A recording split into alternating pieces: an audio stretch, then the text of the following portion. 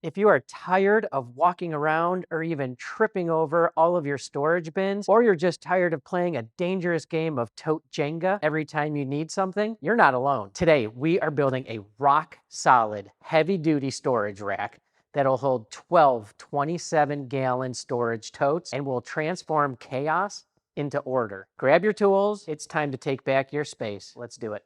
All right, before we get to the build, I want to take 1 second to say, this is not my idea. These have been around for years now. They've been viral on different social media platforms. I do, however, think I made a few improvements and made it better, stronger, and specific to the HDX storage bins that you can find at Home Depot. I think this is a game changer for anyone's basement or garage. Let's just build this thing. First, I had to get through all of the garbage that I was storing for years and never looked at once. Then I could remove the cabinets from the wall, almost dropping one on my head, and then I had the pleasure of destroying it because it's just so satisfying. And why not? Because they were junk.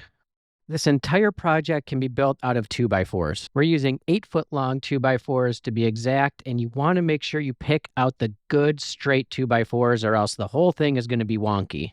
Now, we are going to be cutting many parts that need to be exactly the same length.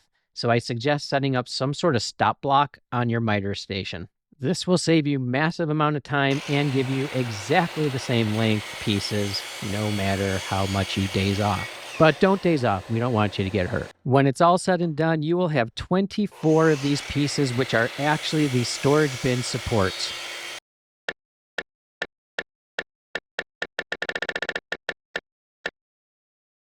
Now we can actually get to the fun stuff, which is building what I call the ladders. The ladders are the long vertical sides with the storage bin supports and a center ladder, which will have storage supports on each side.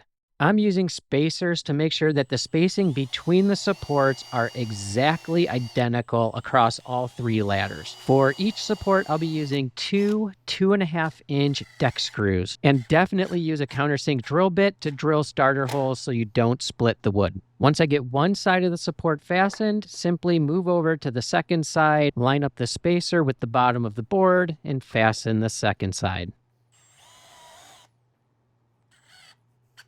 The rest of the storage supports use a little bit longer spacer because we need to accommodate the top of the box that is from the storage bin below. Plans are available for this build and are in the description below, and these are specifically built for the HDX storage boxes, as I mentioned before. We basically just rinse and repeat the exact same steps until you have all of the supports in place, finishing each of the ladders. Now that you have 2 of the side ladders complete, you can now focus on the middle ladder. And the only difference between the middle ladder and the sides is that you have supports on each side of the 2 vertical pieces. Now that we have all 3 ladders done, we can now move on to the top and bottom plates, which will tie all 3 ladders together.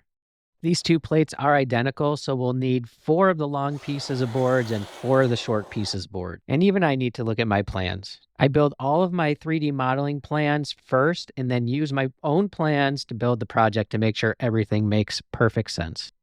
Now, I'm sure there's multiple different ways to assemble the top and bottom plates, and I decided to go with pocket hole screws. I'm drilling 2 pocket holes into each end of the short support piece. And once you have all the pocket holes drilled, bring your work pieces over to a flat work surface where you can clamp them together and fasten them with pocket hole screws. I personally like to use clamps in this situation just to keep the pieces from moving as you're screwing in the pocket hole screws.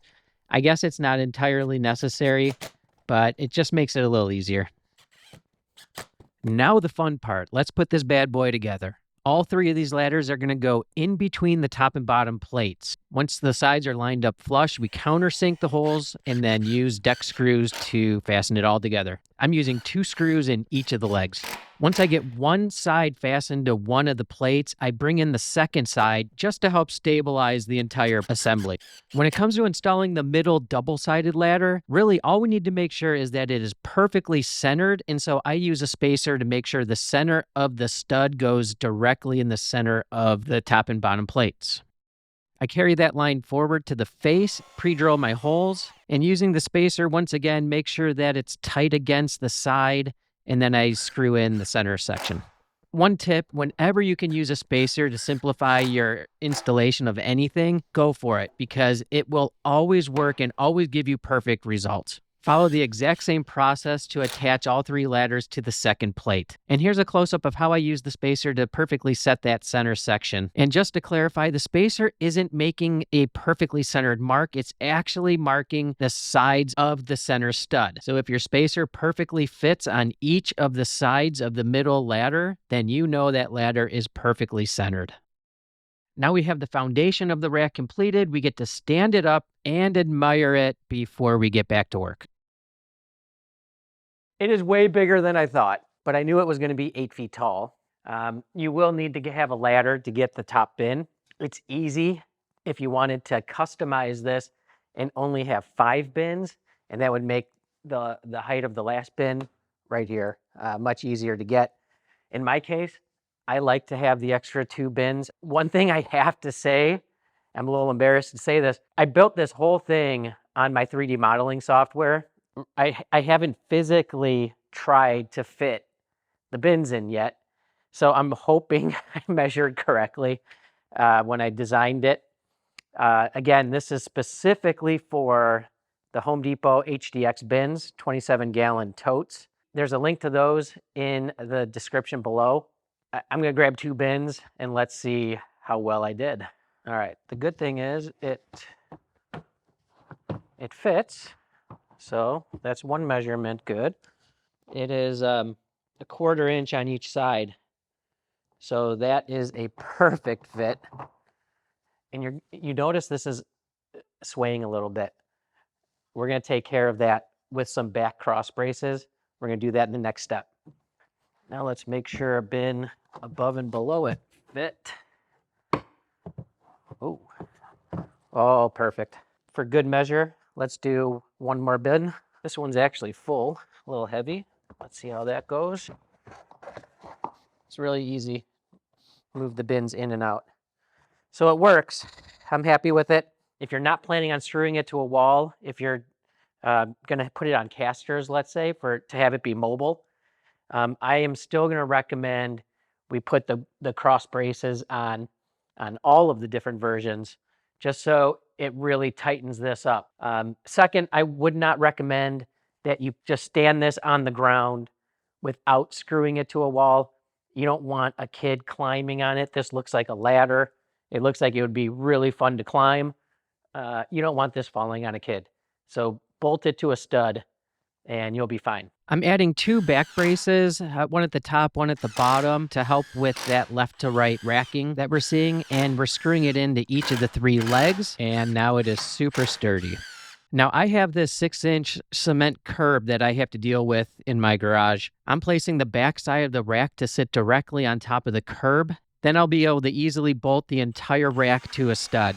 I use a Forstner bit to inset the lag bolt head and pre-drill the rest of the way through so I don't split the board, and then use an impact driver and bolt it directly into a stud. In the end, I use 4 lag bolts across 2 different studs, and this thing is so solid I can hang on it and it is not going anywhere. And last but not least, instead of having the front end just hanging off of this curb, I added a couple feet in the front, screwed them all in, and this thing is going nowhere. I am completely blown away with how much this holds because it actually cleared out like a 3/4 of a garage spot. It's insane. I love it. I even accessorized the open space on the sides for all my fishing rods, a thermometer, and of course a bottle opener. Thank you for watching. If you like this video, please hit that like button. And if you want to watch more of my videos, I'm going to put a couple links below in the description. Go check them out. Give those a thumbs up if you like them too. Thanks for watching. We'll catch you on the next video.